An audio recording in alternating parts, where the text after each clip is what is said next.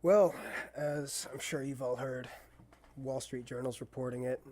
National news outlets are suddenly reporting it. It's almost like Vermont was made to be an example for having the audacity to allow its citizens to practice a fundamental right.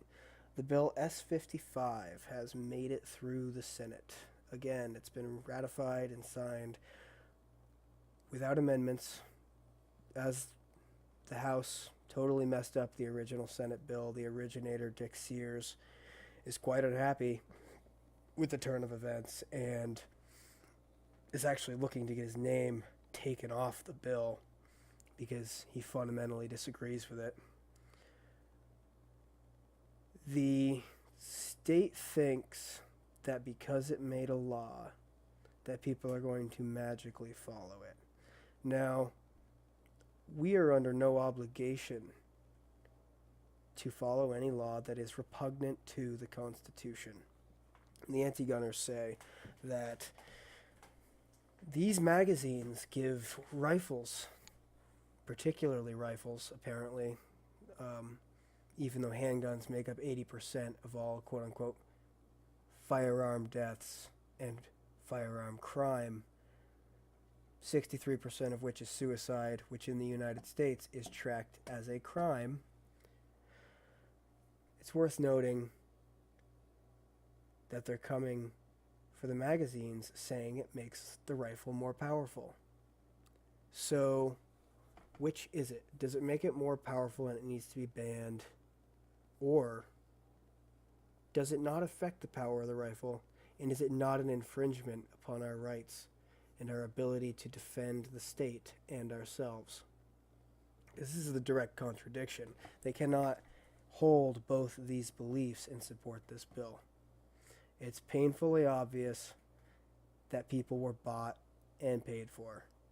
Gun Sense Vermont was heard leaving the event today in the Senate, saying to each other brazenly, openly, when do you think we'll get our checks? And it makes me wonder who else is getting written checks. Because the vote from the Senate today was almost totally unchanged from before it went back to the House for third reading, which is a little bit odd.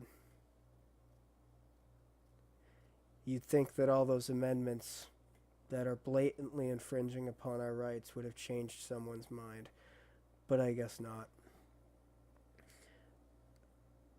Don't think it's over, though, because it's not. This is far from over. In late May, that's when they adjourn. So until then, keep calling your representatives. You can find them on the Vermont State website. You type in your town, you type in, and it'll tell you all your representatives in the Senate and the House. If you're not registered to vote, you need to do that because we need to take back Vermont and get this situation unfucked. You can call the Sergeant at Arms at 802-828-2228.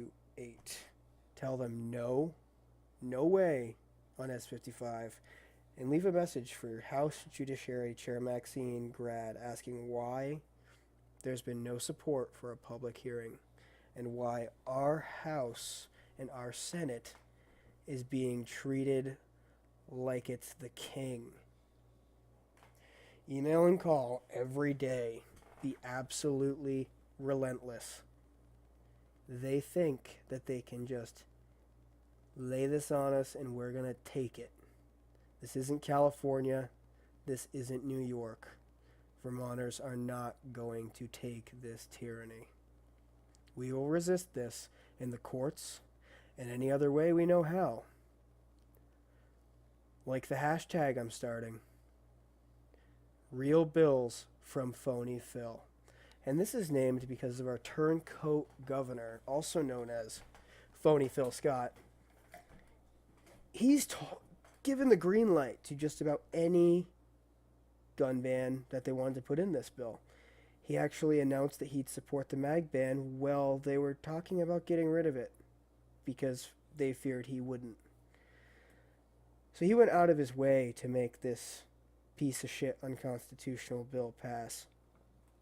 So, in his name, I would like to commemorate his bravery and his selfless courage. And I'd like to donate every cent of my calculated money that I owe the state every year for taxes. I'd like to donate that to the NRA and the NRA's various charities, registered nonprofits that fight for our rights. And this is tax deductible, so guess what?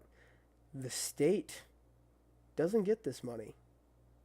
The state gets to be denied this money. They can't use it to continue stripping us of rights. They can't spend another estimated $120,000 in just the House alone on trying to strip our rights. This money gets to go to our friends at the NRA that understand that our right to guns is an unalienable and natural right, and that we will not lay down like Californians and New Yorkers who are attempting to make an example of us for having the audacity to assert our rights. Until next time, I hope things get better. This is a dark day indeed.